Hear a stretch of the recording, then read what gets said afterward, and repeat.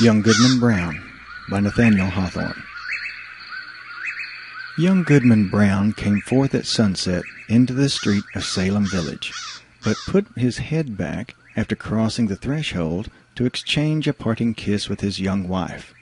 And Faith, as the wife was aptly named, thrust her pretty head into the street, letting the wind play with the pink ribbons of her cap while she called to Goodman Brown. "Dearest heart," whispered she, softly and rather sadly, when her lips were close to his ear, "prithee put off your journey until sunrise, and sleep in your own bed tonight. A lone woman is troubled with such dreams and such thoughts that she's afeard of herself sometimes. Pray tarry with me this night, dear husband, of all nights in the year." "My love and my faith," replied young Goodman Brown, "of all nights in the year, this one night must I tarry away from thee. My journey, as thou callest it, forth and back again, must needs be done twixt now and sunrise. What, my sweet, pretty wife, dost thou doubt me already, and we but 3 months married?" "Then God bless you," said Faith with the pink ribbons, "and may you find all well when you come back." "Amen," cried Goodman Brown. "Say thy prayers, dear Faith, and go to bed at dusk, and no harm will come to thee." So they parted, and the young man pursued his way until, being about to turn the corner by the meeting-house, he looked back, and saw the head of Faith still peeping after him with a melancholy air, in spite of her pink ribbons. "Poor little Faith," thought he, for his heart smote him. "What a wretch am I to leave her on such an errand. She talks of dreams, too. Methought as she spoke there was trouble in her face, as if a dream had warned her what work is to be done tonight. But no, 'twould kill her to think it. Well, she's a blessed angel on earth, and after this one night I'll cling to her skirts and follow her to heaven." With this excellent resolve for the future, Goodman Brown felt himself justified in making more haste on his present evil purpose. He had taken a dreary road, darkened by all the gloomiest trees of the forest, which barely stood aside to let the narrow path creep through, and closed immediately behind him. It was all as lonely as could be, and there is this peculiarity in such a solitude, that the traveller knows not who may be concealed by the innumerable trunks and the thick boughs overhead, so that with lonely footsteps he may yet be passing through an unseen multitude. "There may be a devilish Indian behind every tree," said Goodman Brown to himself, and he glanced fearfully behind him as he added, "What if the devil himself should be at my very elbow?" His head being turned back, he passed a crook of the road, and, looking forward again, beheld the figure of a man in grave and decent attire, seated at the foot of an old tree. He arose at Goodman Brown's approach, and walked onward side by side with him. "You are late, Goodman Brown," said he. "The clock of the Old South was striking as I came through Boston, and that is full 15 minutes agone." "Faith kept me back a while," replied the young man, with a tremor in his voice, caused by the sudden appearance of his companion, though not wholly unexpected. It was now deep dusk in the forest, and deepest in that part of it where these two were journeying. As nearly as could be discerned, the second traveller was about 50 years old, apparently in the same rank of life as Goodman Brown, and bearing a striking resemblance to him, though perhaps more expression than features. Still, they might have been taken for father and son. And yet, though the elder person was as simply clad as the younger, and as simple in manner too, he had an indescribable air of one who knew the world, and who would not have felt abashed at the governor's dinner table or in King William's court, were it possible that his affairs should call him thither.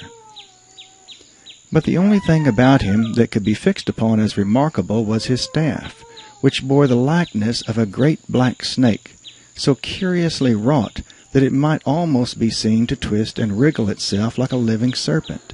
This, of course, must have been an ocular deception, assisted by the uncertain light.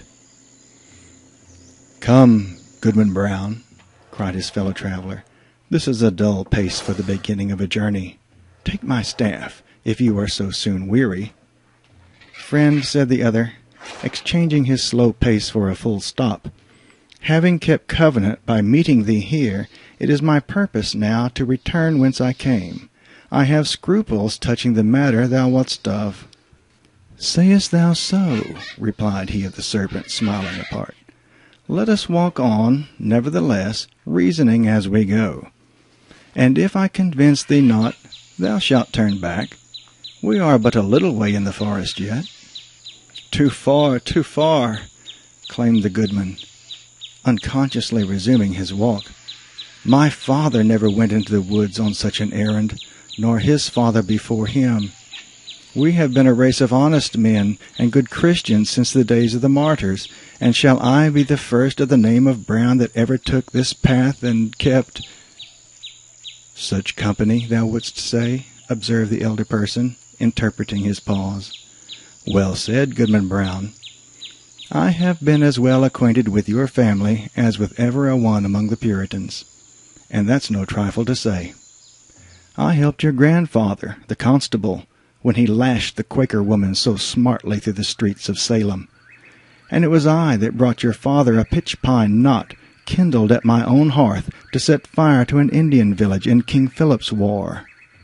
They were my good friends both, and many a pleasant walk have we had along this path, and returned merrily after midnight. I would fain be friends with you for their sake."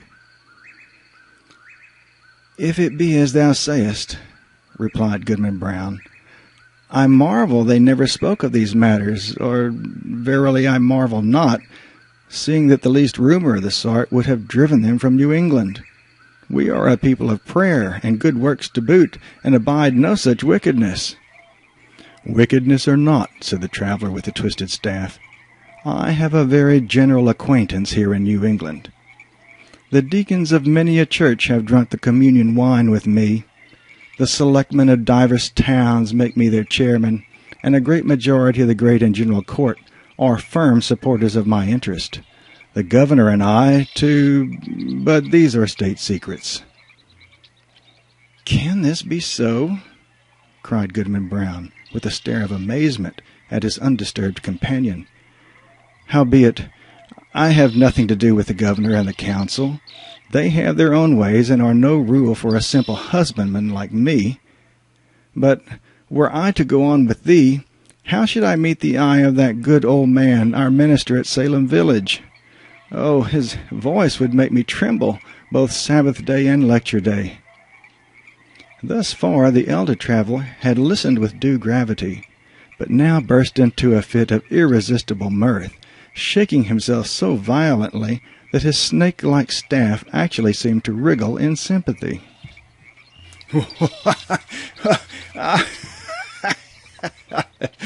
shouted he again and again, then composing himself, "Well, go on, Goodman Brown, go on, but prithee don't kill me with laughing."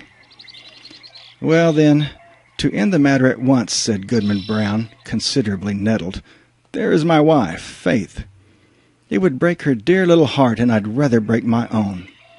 "Nay, if that be the case," answered the other, "then go thy ways, Goodman Brown.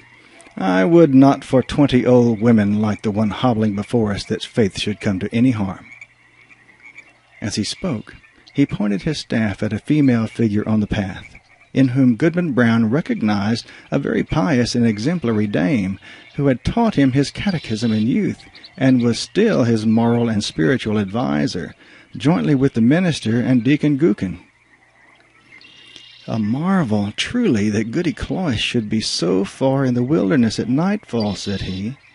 "But, with your leave, friend, I shall take the cut through the woods until we have left this Christian woman behind.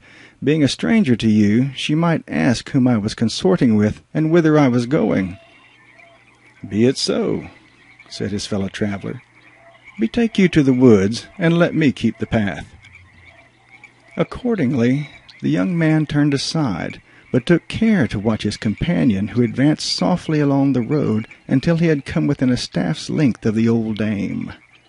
She, meanwhile, was making the best of her way with singular speed for so aged a woman, and mumbling some indistinct words, a prayer no doubt, as she went. The traveller put forth his staff and touched her withered neck with what seemed the serpent's tail. "The devil!" screamed the pious old lady.